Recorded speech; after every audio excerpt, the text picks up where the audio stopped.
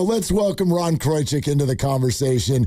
All over the Warrior beat for the Chronicles, been doing some great work on all of this, not just LeBron, Triple Yaxel, and the rest. So joining us on the River Islands guest line is Ron Kroichick. Hey, friend, how you doing? Good. How are you guys? We're hanging in there, but yeah, I can wait. I'm patient. I just want to know why. Why is this taking so long, Ron? Well, I hate to say these words, but Dibs is right. Yeah. Damn. Thanks for coming on, Ron. We appreciate your appearance on 95.7 The Game. We'll talk to you again soon. But, he's right. It's control. It's LeBron can do what LeBron wants, and LeBron will do what LeBron wants. It certainly seems, I guess this is what you're inferring, Mark, is that it certainly seems like he's going back to Cleveland. Every available clue points that way. All the national guys who are plugged in to LeBron and Rich Paul and, the underground stream of information seem pointed that way. So, yeah, it'd be great if it was over because I've got other things to do in my life. But I don't know. I don't have a good answer for you other than Dibs' point, which would be my answer, is that LeBron's in control and he knows it. So if he does, in fact, go to Cleveland and the Warriors are kind of sitting here waiting for that phone to ring and waiting for an answer, is there any possible pivot that they can make, Ron? Well, I just wrote about that today, yesterday to some extent, and then or Sunday, I guess, to some extent, and then again today. Some of the targets they had circled have vanished from the market, right? Anthony Simons, who would have given them some athleticism that they could certainly use, and 27 years old, which is good in his prime. He's gone to the Sixers. Rui Hachimura, I hadn't thought of him as a big target, and I guess for some reason I thought he was older, but he's only 28, and he shot 44% from three last year and 56% from three in the playoffs, which is an eye-catching number. And he plays the wing, and he's good size, so he would have made a lot of sense. And apparently the Warriors were very interested, but I guess he wanted to stay in L.A., so he crossed town from the Lakers to the Clippers. So to answer your question, Dibs, some of their pivots are now no longer available. So DeMar DeRozan is very interesting, right? He came on the market yesterday when the Kings waived him. He's not a big three-point shooter, but the Warriors have been linked to him in the past. He makes a lot of sense as a guy who can go get a bucket, when they need it, and it's not all relying on Steph. And yeah, he's going to be 37 next month, but as I wrote in my piece today, and I looked it up, he's played in 74 or more games each of the last 5 seasons, and that's durability that the Warriors, obviously and desperately need. Ron, let me go back to your statement about, and I don't know if I'm making up a word, but it kind of feels like he's going to Cleveland.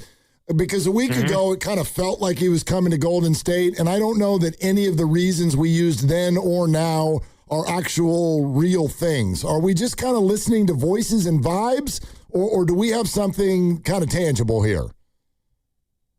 It's all voices and vibes, right? Because LeBron's not talking. I guess the one thing that's not, that's a little more tangible is Rich Paul's going on that podcast Friday and with his whiteboard, kind of laying it all out, which is, modern sports, I guess, covered. That's how we get information now. Yep. The agent with a whiteboard.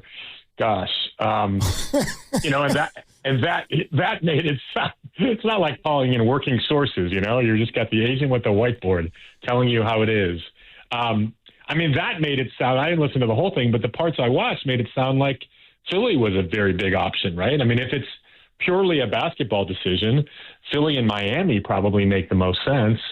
But I get the sense from what I read and what I hear that it's not purely a basketball decision. LeBron has supposedly said it's about his happiness, and it would make perfect sense, for a guy who, and I give him full credit for this. It means a lot to him that he's from Ohio, that he started his career with the Cavaliers, that he went back to Cleveland and he won a championship. So if he goes back for a third act to play one more year to finish his career, good for him. That's pretty cool, I think. We can't rip athletes for taking the most money and then also rip them for trying to go back home. I think that's kind of a cool thing. But to Mark's point, let's just make the decision and move on. So. Right, and is there any mystery in terms of what teams are still trying to do? I know that James Harden has opted out, and if it's me as LeBron, I'm looking at James Harden as a possible teammate and saying, that doesn't sound like much fun. I can barely even watch James Harden, right? Much less play with him. I mean, he's a great player, no question. But stylistically, would you rather play with Steph Curry or James Harden? You know, I mean, that's a pretty easy call. And I do think LeBron and Steph have and I covered the Olympics in Paris. You know, they obviously have a significant rapport and bond and respect for each other.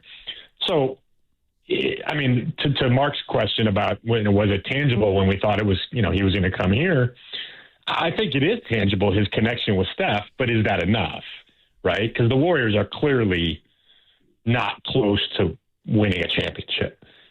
You know, if they get a piece or two, you could see them getting back to the playoffs, which is really the realistic goal at this point, I think. But if LeBron is trying to go somewhere where he can realistically contend for a championship next year, it's probably not here. And that's maybe not Cleveland. I mean, maybe so, but Cleveland probably is closer than the Warriors. It clearly is closer than the Warriors. Ron, go ahead, Ron. Go ahead. No, I'm done. I was going to say your name. I was going to say Ron Kroichick of the San Francisco Chronicle is joining us here on 95.7 The Game. And let's talk about the Warriors. And I don't know if this is the right word, but their willingness for the offseason to sound and look this way. It doesn't necessarily have to be LeBron, but they've certainly insinuated that they wanted some new, fresh blood in, and it feels like that meant more than just a draft pick. So if that's all that happens this offseason, I don't know. What do they say to the fans, Ron? Yeah, I mean, I think that's a valid question.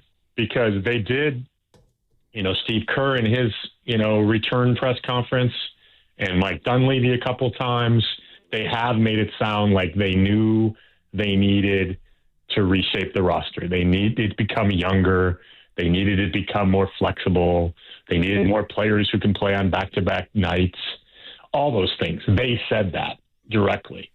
So, yes, to your point, it feels like, and Steve even said, I believe, in that press conference, May 15th,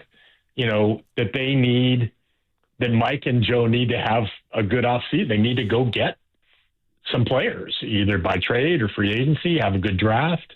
Obviously, the easiest and quickest way to improve was through the draft, and that's why they didn't trade that pick.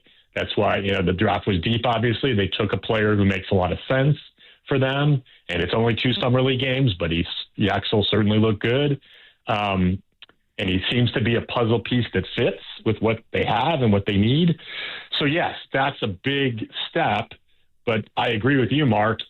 It's hard sell. I think it's a hard sell to the fan base, to the spoiled fan base that has seen their team win 4 championships in 8 years during one stretch. It's a hard sell that the team is mostly coming back intact, plus Yaxel. You're basically rolling the dice with the same roster that went 37-45. Now, I guess the Warriors' comeback could be, well, Porzingis didn't really play. He was only there, played 15 games, only played 3 with Steph. But, and maybe that's true. I mean, Porzingis is the kind of player they were looking for, a center who can shoot. But obviously, his availability is a big question.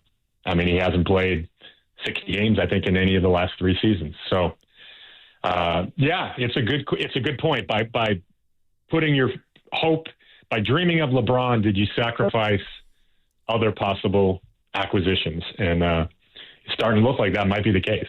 Could there be an 11th hour Kristaps Porzingis trade, Ron? Because I can't help but think about the structure of his deal to where they actually could trade him. Would that be a possible plan B in the 11th hour? Yeah, but who are you going to get? I mean, to me, that, I don't know the details of this contract. I just know what I've read, like you have, that only $3 million each year is guaranteed and he's tradable and all that. To me, that felt like an escape route in case somehow the Anthony Davis thing came true, right? Because, if they could get Anthony Davis and that would help get them LeBron, that, they'd want to do that. And then that would allow them to get out of the Porzingis deal. Beyond something that major, I don't know. I don't think so. I think they keep Porzingis. I think the better chance of an 11th hour deal or deals would be signing some veterans, at the minimum. I don't know who exactly that is. I'm guessing it's not going to move the needle. Hachimura or Simmons or one of the sort of middle tier, or DeRozan even.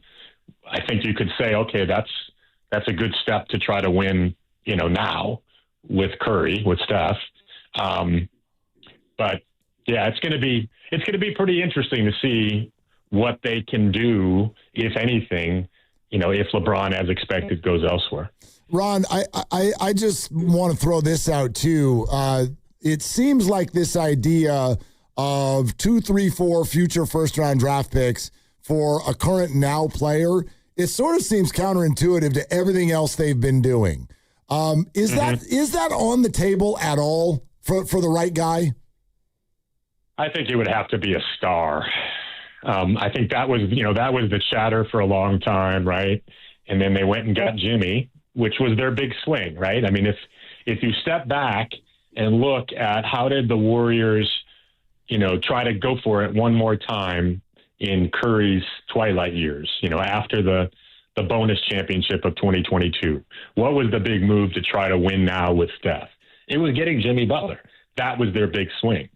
And that big swing got them a 23-8 surge last, 2025 spring. It got them past Houston in the first round. I would argue it probably would have beaten Minnesota in the second round if Steph hadn't gotten hurt. And then they probably would have lost to OKC in the West Finals. But that would have been, okay, that trade really worked. They got to the West Finals.